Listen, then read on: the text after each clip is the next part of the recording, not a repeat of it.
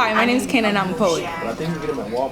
What does 617 Peak mean to you? To me, 617 Peak is basically a community that is involved with either writers, poets, or rappers. And it's just a safe place for everybody to create and do the things that they love without any type of judgment.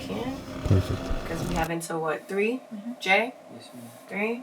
So let's get as many as we can, but the ones that are like, we need to feel it. I want to cry when I'm listening to this in my room.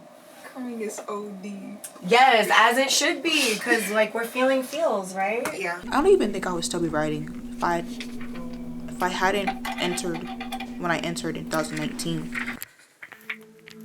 I'm ready. They say mental health and drugs don't mix. I wish they were wrong, but they're not. Because here I am about to tell you how. I use substances to drown out the thoughts I no longer wish to hear. Use substances to keep me grounded because without them, I'm a mess. Abuse substances to the point where my body recognizes when I attempt to live without them. In a result, I can't sleep or eat, can't get through the day without feeling as if I'm going insane. They say mental health and drugs don't mix, and I'm an example of why. Yeah, thank you, Jay. I heard. You can hear him? I can hear him. So yeah, like, can I get some pauses? Like, just, pause in between each line. You're talking about addiction, that's heavy. So just deliver it a little slower with more emphasis. I wish they were wrong, but they're not. Because here I am about to tell you how I use substances to drown out the thoughts. I no longer wish to be here. Use substances to keep me grounded because without them, I'm a mess. You see the difference? It's like, you're telling me, like they say, mental health and drugs don't mix. I don't know who they is, but you're telling me who they is. I wish they were wrong, but they're not, because here I am about to tell you how, like you about to school me. So just give me a little bit of like, this is why you're telling me. You're not talking to me, but you're telling me. You feel me? Mm-hmm. So one more again, like they say. They say mental health and drugs don't mix. I wish they were wrong, but they're not. Because here I am about to tell you how I use substances to drown out the thoughts I no longer wish to hear. Use substances to keep me grounded because without them, I am a mess. I abuse substances to the point where my body recognizes when I attempt to live without them. In a result, I can't sleep or eat, can't get through the day without feeling as if I'm going insane. They say mental health and drugs don't mix, and I am an example of why. That was a lot better. I like that. What happened? What's the tea? You ain't gotta go into deep deeds. Just give me like an overall consensus. I know there's people listening. Stuff just ended badly. Like after we ended things, like the way we ended things was good, but everything after we ended things was hard. Yeah. All right. Why'd you write this? Because I don't talk to them. Okay. And is this like to the person? Like if you had to talk to the person, is this to them, or this is just you processing what happened, what's going on after when it's all bad? Which one of us like?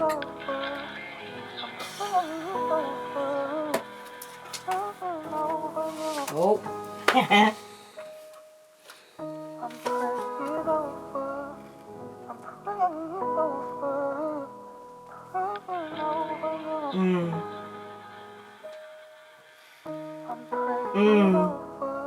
Okay.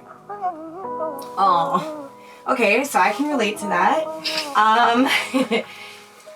I want to feel that. It's like, again, you're talking to somebody, you're telling somebody, but you're also asking questions in that. Like the woulda, shoulda, coulda. What happens when people fall out? So I want to feel like the emotion in it. Not so much reading if you can, but speak it slow. Like, I want to feel what you felt when you wrote this. It might even be uncomfortably slow. Yeah. You know what I'm saying? Yeah. But there's a part of your voice you're not using because you're going so fast. Yeah, so just slow it down. Matter of fact, can we like dim the lights in here? Mm-hmm. We can do a whole vibe. Dim the lights. Asked me if I seen love in her eyes, but all I could recognize were the feelings of anguish, and you could tell she's tired of trying to fix something that both sides know they cannot save. What happens when lovers are no longer lovers? Which one of us hurts more, and how fucking blue does it have to get before it starts to feel better? Because I'm tired of waking up and living a life that has constant reminders of what we should have, could have, would have been if we had knew how to love one another better.